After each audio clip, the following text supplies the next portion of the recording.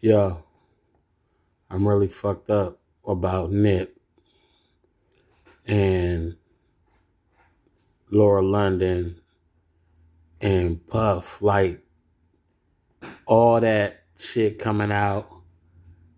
See, I've been said something about it before, though. Because I remember one time I'm in Columbus, Ohio, where we got called the workhouse. It's kind of like the county, but it's not the county. And they got new facilities now, you know what I'm saying? But I had to do a month in the workhouse. This was back in like it was the 90s, late 90s, late 90s. And I remember I used to be in there.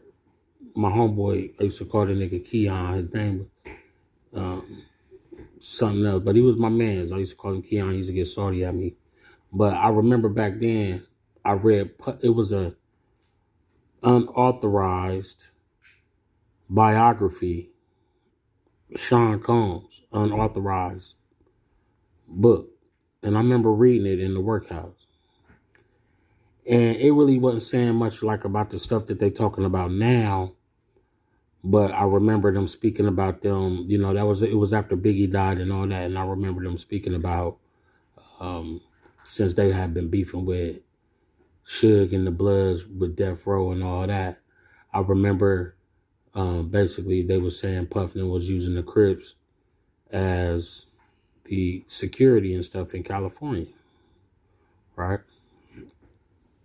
So I'm like, all these years I've been looking at it like that. So now looking at it like how they saying, like, you know, the allegations against Big U and all that, and the Crips, you know what I'm saying? And I couldn't remember from the biography if it was the Rolling 60s or whatever what said it was, but I just know he was being secured by the Crips.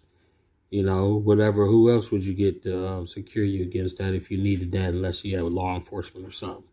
But my whole thing about the whole shit is that's fucked up because Nip, to my understanding, was a real one, and they were trying to control, manipulate. That means everybody was in play.